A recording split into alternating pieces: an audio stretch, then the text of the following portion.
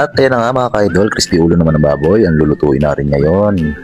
Una, syempre, hugasan muna natin ng maigi ang ulo ng baboy.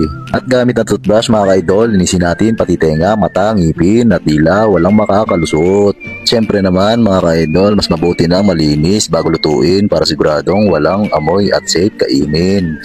At alam nyo ba mga ka-idol, nung unang beses ko maglinis ng ulo ng baboy, halos 1 oras akong nagbanlaw. Akala ko kasi madali lang, yung pala ang daming singit-singit. Kaya kung first time nyo rin, huwag mainit, dahan-dahan lang para siguradong malinis. At sabi nga nila mga ka-idol, ang sikreto sa malutong na ulo ay nagsisimula sa malinis na ulo.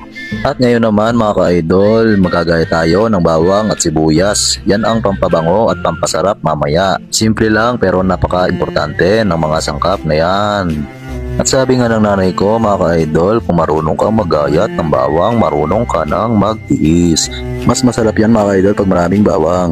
At isasama na rin natin mga ka-idol ang sibuyas, bawang sa ating lulutuin. At syempre mga ka-idol, hindi mawawala ang paminta. Ayan, ready na ang mga sangkap. Ngayon naman maglalagay na tayo ng tubig para sa pagpapakulo. Habang nilalagay ko to mga ka-idol, naalala ko yung lola ko, sabi niya, anak, huwag kang manghihinayang sa tubig kasi yan ang buhay ng sabaw. At tama nga naman mga ka-idol, sa bawat luto, hindi lang mantika o alat ang importante, kundi kung gaano mo kayang mag-adjust. At hindi na natin ipapakita mga ka-idol ang pagpapakulo ng ulo ng baboy. At ngayon ito na ang pinakamasarap na parte, ang pagpagrito ng ating crispy ulo. At dahil maliit lang ang kawali, pinaliguan muna natin ng mainit na mantika gamit ang sandok. Dahan-dahan lang mga idol para ibas talsik, baka masunog pa tayo imbis na yung ulo. At ayan nga't nabaliktad na natin mga ka-idol, ang ganda ng kulay oh. At alam niyo ba mga ka-idol, minsan ganito rin sa buhay, pag nabaliktad ang sitwasyon, huwag kang kabahan. Kasi minsan yung akala mong sunog na parte, yun pala ang mas magiging crispy sa dulo.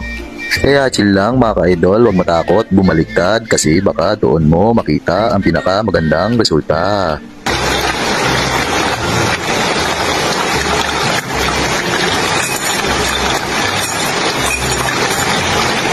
At ayan natin mga ka-idol, natitikman na natin ang napakasarap at napakalutong na tenga.